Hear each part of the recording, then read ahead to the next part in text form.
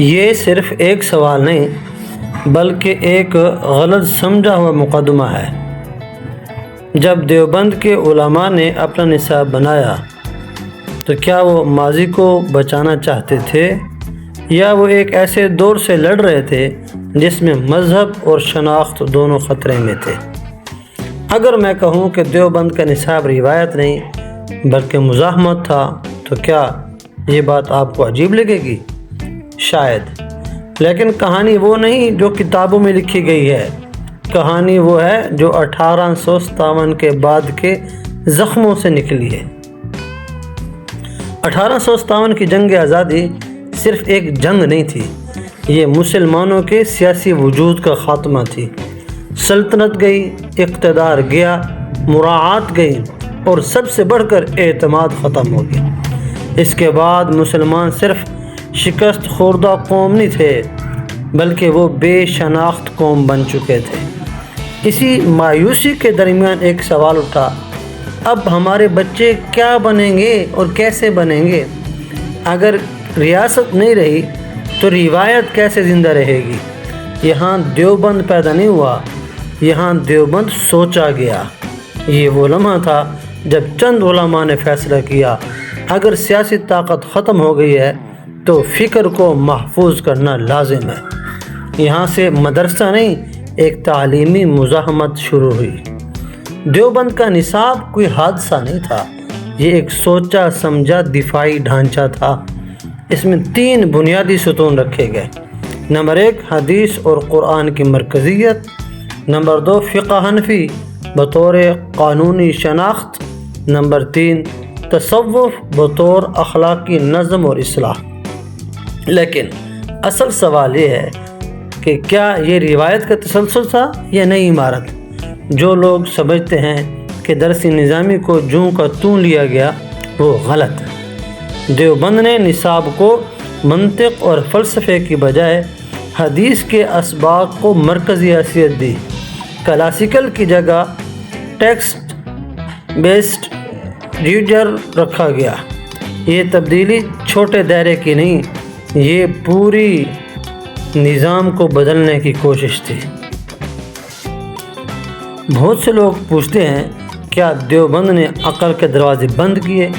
سوال دلچسپ ہے مگر غلط بنیاد پر کھڑا ہے۔ دیوبند نے عقل نہیں روکی، دیوبند نے عقل کو ایک نیا زاویہ دیا۔ ان کے نزدیک عقل وحی کی خدمت گزار ہے، اس کی حاکم نہیں۔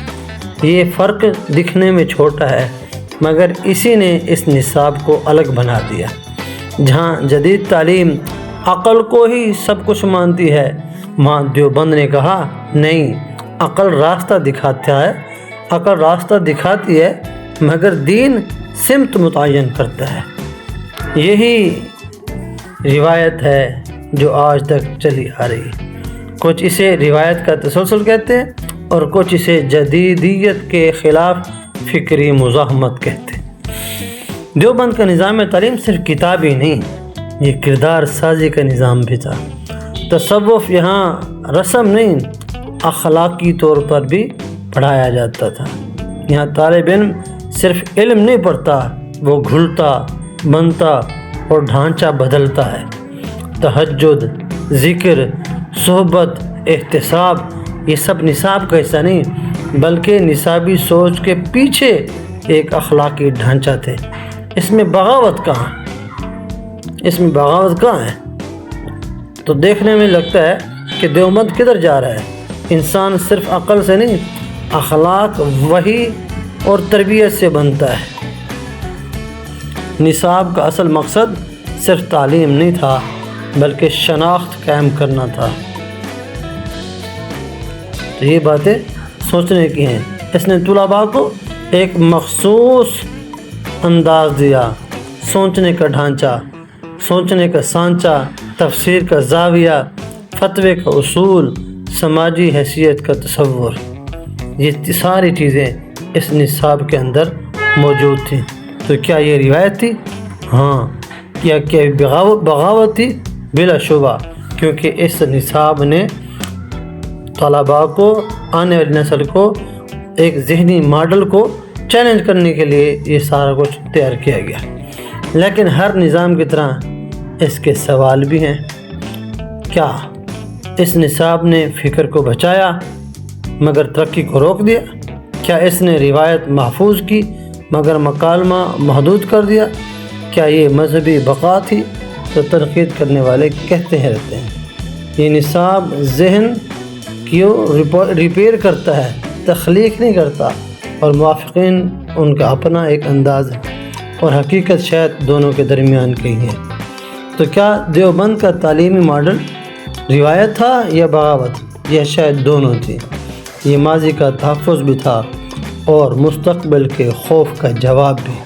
لیکن سوال اب بدل چکا ہے، دیوبند نے جو نظام بنایا کیا وہ آج بھی وہی کام کر رہا ہے، یا وقت آ گیا ہے کہ روایت کے اندر بیٹھ کر نئی بغاوت کی جائے؟ یہی وہ سوال ہے جس سے اگلی صدی فیصلہ کرے گی کہ دیوبند ایک تاریخ ہے یا ابھی بھی ایک تحریک۔